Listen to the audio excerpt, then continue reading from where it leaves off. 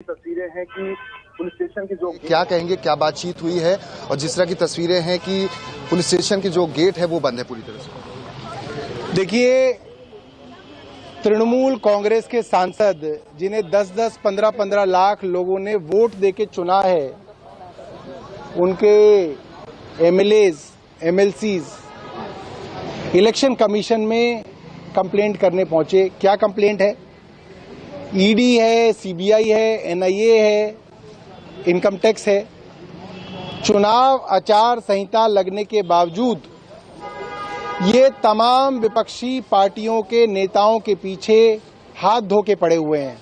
रोज कहीं पे छापा मारते हैं। कभी दिल्ली में आम आदमी पार्टी पे छापा मारते हैं, कभी बंगाल में तृणमूल कांग्रेस पे छापा मारते हैं। इनके पास क्या सिर्फ विपक्षी नेताओं की ही लिस्ट है? क्या कोई छापा भारतीय जनता पार्टी के नेता के ऊपर नहीं पड़ेगा? क्या पब्लिक नहीं जानती कि भारतीय जनता पार्टी के नेता क्या कर रहे हैं? सिर्फ और सिर्फ चुनाव से पहले अपोजिशन के नेताओं को डराने की, धमकाने की, चुप कराने की कोशिश है ताकि अपोजिशन अपने घर बैठ जाए, चुनाव ना लड़े। चुनाव सिर्फ और सिर्फ भारतीय जनता पार्टी लड़े और फिर ये 90% वोट से जीत जाएं, जैसे रशिया के अंदर पुतिन जीते थे। पुतिन ने क्या किया?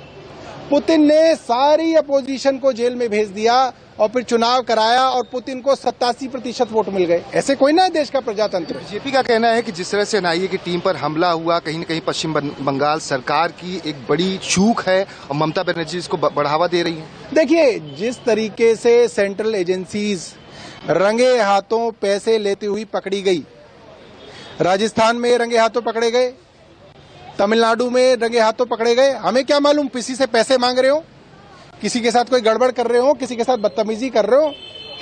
हम कोई इनकी गारंटी नहीं देते कि ये लोग क्या करते हैं। इतना हमें मालूम है कि ये एक राजनीतिक हथियार हैं।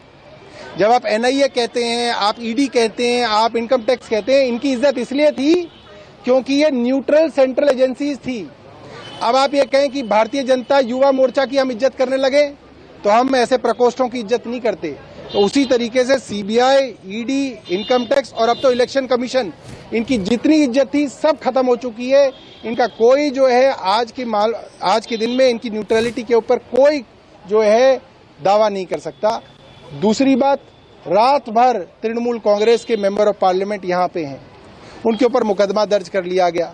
2 दिन पहले भारतीय जनता पार्टी ने कनॉट प्लेस पे टेंट लगाया, माइक लगाया, मंच लगाया। उनको परमिशन किसने दी? कनॉट प्लेस पे तो परमिशन मिलती नहीं। क्या दिल्ली पुलिस ने उनको गिरफ्तार किया? क्या दिल्ली पुलिस ने उनके ऊपर मुकदमा दर्ज किया? इसका मतलब दिल्ली पुलिस भी सीधा सीधा भारतीय जनता पार्टी की बैटिंग कर रही है। इलेक्शन कमीशन से मिलने आए मेंबर पार्लियामेंट को आपने गिरफ्तार कर लिया, रात भर जेल में रखा, उनके ऊपर मुकदमा दर्ज कर दिया। सीधा सीधा बदमाशी है, सीधा सीधा तानाशाही है कि आप चुप हो जाएं, इनके बारे में बोलना बंद कर दें। आखिरी सवाल, शराब नीति घोटाला मामले में आपने पहले भी कहा था कि 4 आपके जो आप खुद आतिशी और राघव चड्ढा सभी जाने वाले हैं जेल। जिस तरह से कल ईडी का सम्मन आया था आपके नेता को, कल 2 लोगों से पूछताछ ईडी ने की है, क्या कहेंगे इस मामले में? क्या लोकसभा चुनाव से पहले डर है कि गिरफ्तारी होगी? ये बात तो आतिशी ने सबसे पहले कही है कि अब जो है आम आदमी पार्टी की जो अगली कतार के लोग हैं उनके ऊपर अब ईडी, इनकम टैक्स, सीबीआई को छोड़ा जाएगा ताकि उनको भी गिरफ्तार किया जाए। और हम ही नहीं, बाकी पार्टियों के साथ भी जो जो अपोजिशन की पार्टी चुनाव लड़ेगी उसको गिरफ्तार करेंगे लोग। ये सौरभ भारद्वाज जी हैं जो यहाँ पर पहुंचे हुए हैं। अभी कुछ समय में जो आम आदमी पार्टी की जो अन्य नेता हैं वो यहाँ पर पहुंचने वाले हैं। एक बार तस्वीरें अगर आप कहें तो हम दिखाने की कोशिश करते हैं। जो टीएमसी के सांसद यहाँ पर कल से ही बैठे हुए हैं। हालांकि पुलिस का ये कहना है कि हम कह रहे हैं कि आप यहाँ से स्वेच्छापूर्वक यहाँ से चले जाइए, लेकिन इनका ये आरोप है कि पुलिस ने इन्हें जबरन यहाँ पर बैठा कर रखा हुआ है और दोनों गेट के जो दरवाजे हैं जो पुलिस स्टेशन का है वो बंद किया हुआ है। पुलिस फोर्स बाहर के जो प्रांगण है वहाँ पर भी यहाँ पर भी तैनात की गई है और ये तमाम जो यहाँ पर सांसद हैं, जो नेता हैं, वो सभी यहाँ पर बैठे हुए हैं। तो तस्वीरों के माध्यम से हम यहाँ से दिखाने की कोशिश कर रहे हैं कि कौन कौन यहाँ पर बैठा हुआ है। तो आपको बता दें कि ये सभी का कहना है कि इस पूरे मामले में जब तक उचित कार्रवाई नहीं की जाती है, जो हमारी मांग पूरी नहीं की जाती है, तो इसी तरह से हम यहाँ पर बैठे रहेंगे। आपको बता दें कि डोरेक ओब्रायन, मोहम्मद नदीमुल हक, डोला सेन जो सामने की तरफ आप देख सकते हैं बैठी हुई हैं, और इसके साथ साथ मोहम्मद नईमुद्दीन हक और साकिब गोखले और ये सभी यहाँ पर बैठे हुए हैं। और ये सभी का साफ तौर पे कहना है कि हम यहाँ से नहीं हटने वाले हैं जब तक एनआईए के डीजी, ईडी और सीबीआई के डायरेक्टर को तुरंत इलेक्शन कमीशन नहीं हटा देता है। तो आरोप प्रत्यारोप का दौर लगातार जारी है और तमाम ये जो टीएमसी के सांसद हैं सभी यहाँ पर बैठे हुए हैं और ये यहाँ से हटने के लिए तैयार नहीं हैं।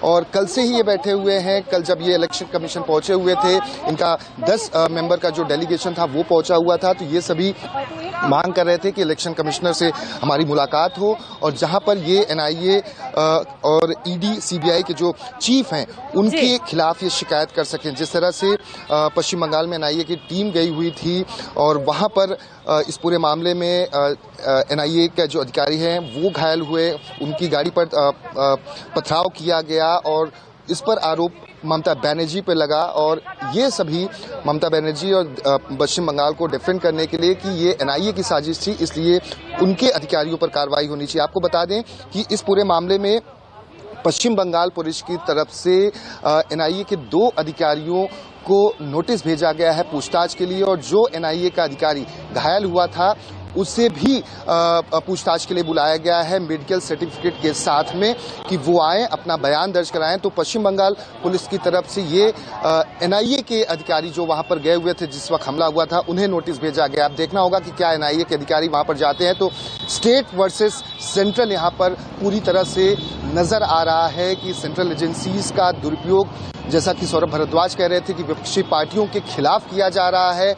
तो ममता बनर्जी भी केंद्र सरकार पर, प्रधानमंत्री नरेंद्र मोदी और अमित शाह पर लगातार निशाना साध रही हैं। तो अब देखना होगा कि लोकसभा चुनाव से पहले ये राजनीतिक गहमागहमी और कितना तूल पकड़ सकती है। बिल्कुल दीपक, लोकसभा चुनाव से पहले और लगातार आप देख रहे हैं कि गहमा गहमी बनी हुई है। लेकिन दीपक, सबसे बड़ी बात है कि एक तरफ आप लगातार देख रहे हैं कि केंद्र सरकार पर यह हमला बोला जाता है और आप देख रहे हैं ममता बनर्जी अटैकिंग मूड में।